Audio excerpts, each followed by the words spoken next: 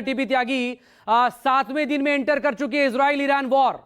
और इसके बाद क्या सोचा था कि इतना लंबा ये खिंच जाएगा, क्योंकि इससे पहले जब अक्टूबर 2024 में दोनों की तरफ से एक दूसरे पर अटैक्स किए गए थे, एक ही दिन के बाद वो सब कुछ रुक गया था। 7वें दिन में एंटर होना और ईरान लगातार बैक टू बैक न सिर्फ बैलिस्टिक मिसाइल बल्कि हाइपरसोनिक मिसाइल से भी इजराइल को टारगेट कर रहा है। आधा तेल अवीव खंडर हो चुका है जी। 1967 में भी 6 दिन में सब कुछ जीत लिया गया था और ऑपरेशन ट्रू प्रॉमिस 2 में भी एक दिन बाद, जैसा आपने बताया, ठीक हो गया था।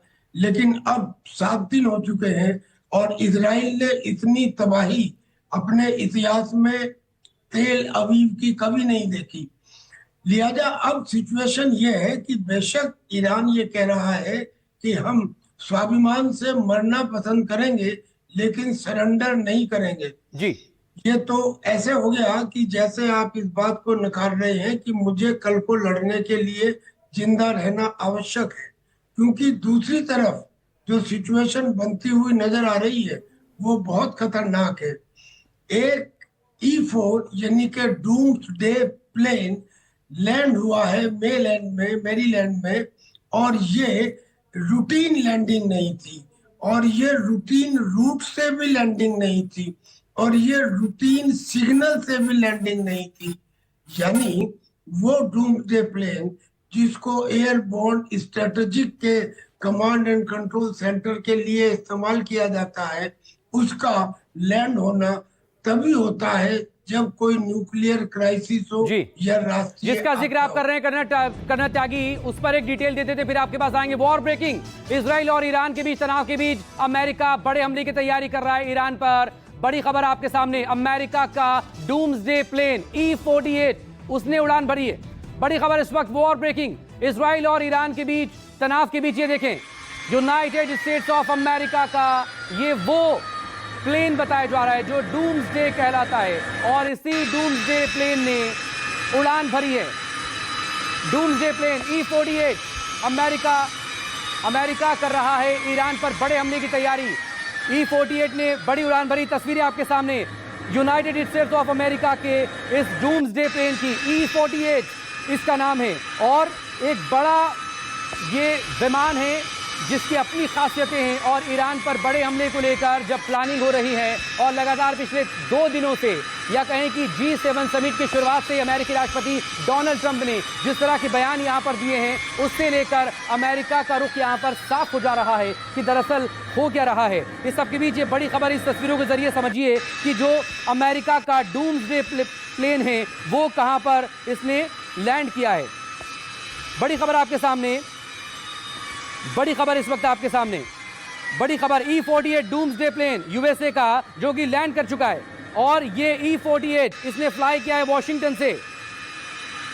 अब इसको लेकर दरअसल तमाम तरह की अटकलें यहां पर लगाई जा रही हैं कि ये आखिर क्या अब ईरान पर बड़े हमले की तैयारी, क्योंकि इससे पहले हमने आपको बड़ी खबर बताई थी जो ब्लूमबर्ग के हवाले से आई थी। ब्लूमबर्ग की तरफ से ये बड़ा दावा किया गया था कि इस हफ्ते के आखिर में अमेरिका बड़ा हमला कर सकता है, अमेरिका अटैक कर सकता है ईरान पर इस हफ्ते के आखिर में। और इस सबके बीच डूम्सडे प्लेन के उड़ान भरने की ये तस्वीरें दरअसल बता रही है कि अमेरिका के मन में इस वक्त क्या चल रहा है। संजीव त्रिवेदी मेरे सहयोगी लगातार मेरे साथ बने हुए, उनसे भी बात करेंगे। लेकिन एक वॉर ब्रेकिंग, तेहरान के दक्षिण पूर्व इजराइल ने निशाना बनाया।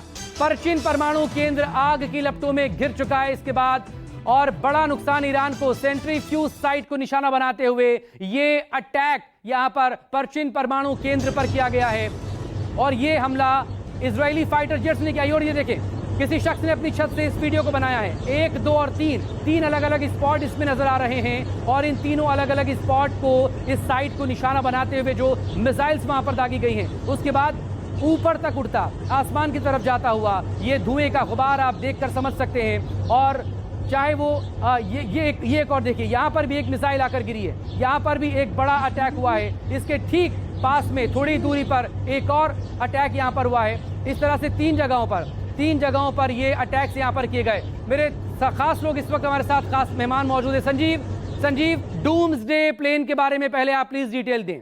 E-48 उड़ान भरी है उसने, एक तरफ डूम्सडे प्लेन का सामने आना नजरों में, और ब्लूमबर्ग की रिपोर्ट हफ्ते के आखिर में अमेरिका बड़ा हमला कर सकता है। इसमें आप वो भी जोड़ दीजिए कि कल जब आसिम मुनीर और डोनाल्ड ट्रंप के बीच बातचीत हो रही थी ओवल ऑफिस में, तो वहां मौजूद विदेश मंत्री के तौर पर मार्को रूबियो तो थे ही, साथ ही साथ स्टीव विटकॉफ भी थे। और स्टीव विटकॉफ कौन है? ये वो व्यक्ति हैं जो ईरान और अमेरिका के बीच जो बातचीत चल रही थी उसको ओवरसी कर रहे थे और चाह रहे थे कि कोई समझौता हो जाए। यानी कि स्पष्ट है कि कल की जो बातचीत थी आसिम मुनीर के साथ, वो सिर्फ और सिर्फ ईरान केंद्रित थी और इसीलिए ईरान से जुड़े हुए तमाम अधिकारी भी वहां पर उस बातचीत में मौजूद थे ओवल ऑफिस में।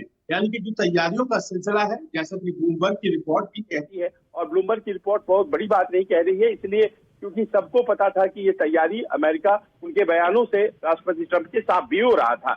लेकिन साथ ही साथ अब ये डूम्सडे प्लेन नाम से ही स्पष्ट हो जाता है कि ये किस मंशा से, किस तरह का प्लेन है जो कि मिडल ईस्ट की तरफ आ रहा है। और इसका मतलब है कि एक बड़ी घेरेबंदी हो रही है। इजराइल की तरफ से ये कहा गया है आईडीएफ के द्वारा कि जितने भी स्ट्रेटेजिक लोकेशंस हैं इस वक्त ईरान में, उनकी एक फहरिस्त उन्होंने बनाई थी। उन सभी को खत्म करने में उन्हें 1 सप्ताह का वक्त लगेगा। और उस 1 सप्ताह के बारे में ट्रंप खुद कहा था कि देखिए 1 सप्ताह बड़ा क्रूशियल है। ये 1 सप्ताह है क्या, इस बारे में विचार करने के लिए बहुत से रणनीतिकार जो ईरान के हैं वो तैयार है और इसीलिए उन्होंने अग्रेसिव तरीके से उस 1 सप्ताह को मीट करने की तैयारी शुरू कर दी है।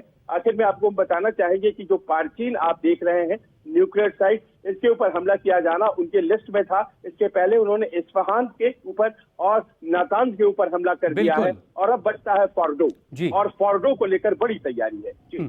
फोर्डो को लेकर बड़ी तैयारी है और सबसे सेफेस्ट ये माना भी जाता है क्योंकि दरअसल ये पहाड़ के अंदर गहराई में मौजूद है, करीब 260 मीटर अंदर।